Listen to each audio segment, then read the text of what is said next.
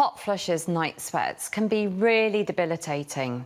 So the first thing is, are there any triggers? Can you keep a bit of a diary of what's going on? So is it a hot drink? Is it alcohol?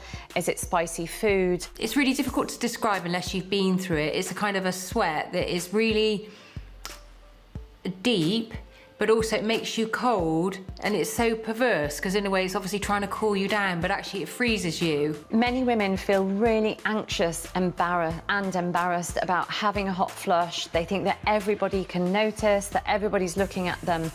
And this can set up a really vicious cycle whereby they feel embarrassed, they feel more anxious, they may be having anxiety because of the menopause transition anyway.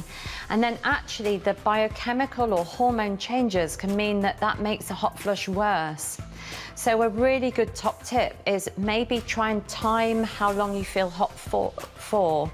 Maybe ask people around if they are noticing it, because 9 times out of 10, nobody will be noticing. Or maybe the hot flush is just lasting a few seconds, and that's really not to diminish the impact that it's having for you. It's not to diminish your symptoms. But if you can alleviate some of the anxiety about the hot flush, it can actually feel better. Well, I'm a really cold person. I get terribly cold, especially in winter. So certainly in winter, I actually really like them because they warmed you up. But they start in your legs, really, and it's just like a fire coming up.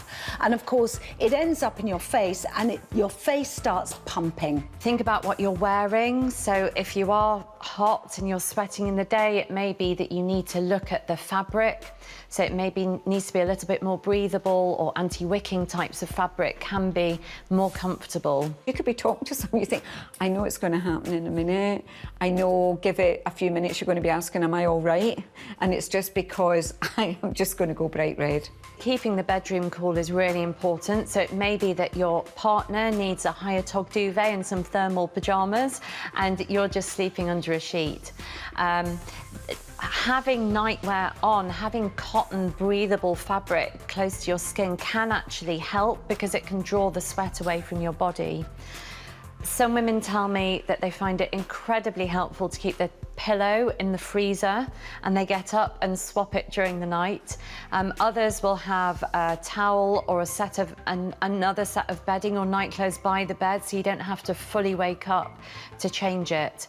But the key thing would be, if your symptoms are that bad, please go and ask for help from a healthcare professional, your doctor, menopause doctor, whoever it is, to find ways forward to help manage those symptoms.